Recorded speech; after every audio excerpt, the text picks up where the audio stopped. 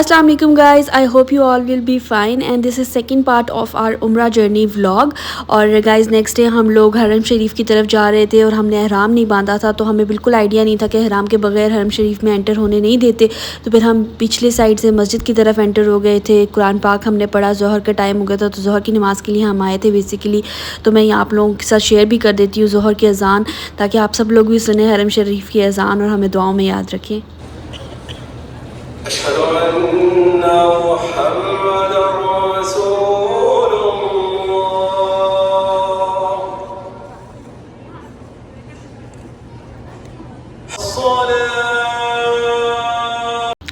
अच्छा तो गाइस इस दिन हम लोगों ने प्लान किया कि हम गारे हिरा जाते हैं और हम लोगों का बेसिकली जो ट्रिप था वो 8 डेज़ का हमने प्लान किया हुआ था और 4 डेज़ मक्का में और 4 डेज़ मदीना में हमने गुजारने थे। तो हमने इसी तरीके से अपना सब कुछ प्लान किया हुआ था और मेरे दिल में हमेशा से ये चीज़ थी कि जब भी मैं उम्रा या हज करने के लिए जाऊंगी तो मैं हमेशा गारे हिरा देखने जाऊंगी, क्योंकि बुक्स में इतना पढ़ के मतलब मैंने ऐसे इमेजिन किया हुआ था कि किस तरह की जगह होगी, क्या होगा, तो मैं ज़रूर देखना चाहती थी। तो मेरे हस्बैंड ने मेरी ये ख्वाहिश फुलफ़िल की।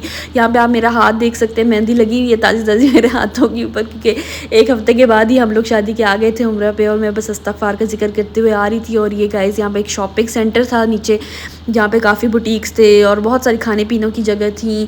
और इसके पीछे हमारे पीछे जो है ना जबल नूर है, जो जबल नूर उस पहाड़ को कहते हैं जहाँ पे गारे हिरा है। गारे हिरा बेसिकली वो जगह है जहाँ पे हज़रत मोहम्मद सल्लल्लाहु अलैहि वसल्लम इबादत करने के लिए जाया करते थे। तो हमारे लिए तो एक बहुत रिलीजियस प्लेस है ये मुस्लिम्स के लिए। और यहाँ पे मैं आपको दिखा रही हूँ कि ऊपर जाके गारे हिरा है, जबकि इतनी करीब नहीं थी यहाँ से कहीं ऊपर थी। और फिर उसके बाद हम लोगों ने बस अपनी हाइक स्टार्ट कर दी थी यहाँ से। और काफ़ी जगहों पे प्लेन रास्ता था और कहीं जो है कि बिल्कुल स्टेयर्स आ जाती थी, आपको उधर हाइक करनी पड़ती थी। सामने जो आप ब्लैक बॉक्स देख रहे हैं ये वेटिंग एरिया था, जहाँ मतलब एक शॉप टाइप थी, वहाँ पे लोग फ्री का जो है ना खजूरें, फ्री की चॉकलेट्स, फ्री की वो पानी की बॉटल्स, इस तरह की चीज़ें देते होते हैं।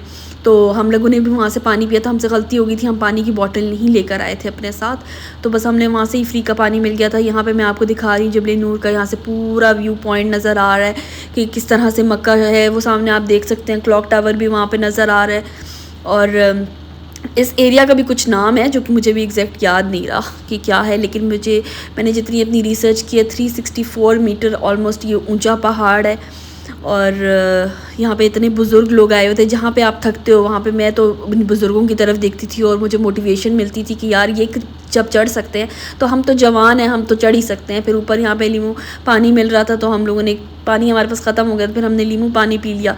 उसके बाद काफ़ी हाइक करने के बाद स्टेयर्स थी, तो वहाँ से आ गए हम लोग इस ऊपर पॉइंट पे जहाँ पे लोग नवाफिल अदा कर रहे थे। और ये जो अंकल्स ने वियर की हुई है ना कैप्स अम्ब्रेला वाली, मुझे ये बहुत अच्छी लगी हैं। ये सब मेल्स को ख़रीदनी चाहिए, फीमेल्स को भी लेनी चाहिए, बट मेल्स को स्पेशली, क्योंकि उन्होंने टिन कराई हुई होती है उम्रे के लिए, तो डायरेक्ट हीट लगती है। और यहाँ से फिर आपको हाइक करके दोबारा नीचे की तरफ जाना पड़ता है, क्योंकि थोड़ा सा गारे हिरा जो मेन जगह है ना, गार है, केव है, वो नीचे है। तो गाइज़ इसका रास्ता बहुत डिफ़िकल्ट है, क्योंकि अगर आपका वेट ज़्यादा है ना तो आप तो यहाँ से गुज़र ही नहीं सकते हो, क्योंकि पहाड़ ऐसे है ना कि बहुत नैरो पाथ है।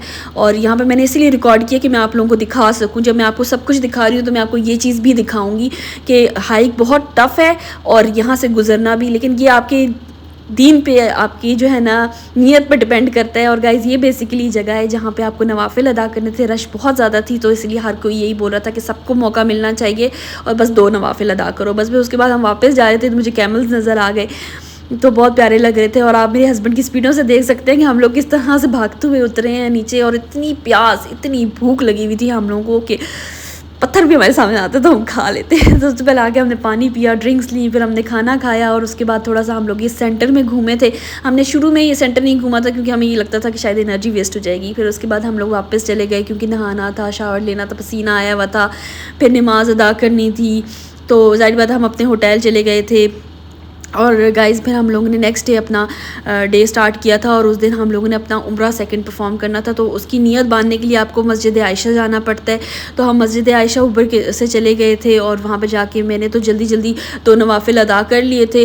मेरे हस्बैंड को भी टाइम था, तो फिर मैं बाहर निकल आई। मैंने कहा चलो थोड़ा आसपास देख लेती हूँ कि किस तरह की मस्जिद है, क्या है, क्योंकि लोग बस जल्दी जल्दी वहाँ पर नवाफिल अदा करते हैं और एकदम भागने की करते हैं हरम की तरफ कि उम्रा परफॉर्म करना है और वो ना। लेकिन हमारे पास थोड़ा सा टाइम था, तो मैंने कहा चलो मैं थोड़ा सा यहाँ पे मैंने अपनी फैमिली को वीडियो कॉल की, सबको वो दिखाया, लोकेशंस भी दिखाई कि ये मस्जिद आयशा है। और बस उसके बाद हमने ऊबर बुक कराई। गाइज़ ऊबर के लिए आपको बहुत केयरफुल रहना पड़ेगा क्योंकि बहुत ज़्यादा फ्रॉड होता है वहाँ पे। लोग सिर्फ कहते हैं लेकिन हमने तो पर्सनली एक्सपीरियंस कर लिया ना, तो मैं तो फिर आपको बताऊँगी। तो गाइज़ हम लोगों ने यहाँ पे बस अपनी सही स्टार्ट कर दी थी और मैं बहुत ज़्यादा थक गई थी।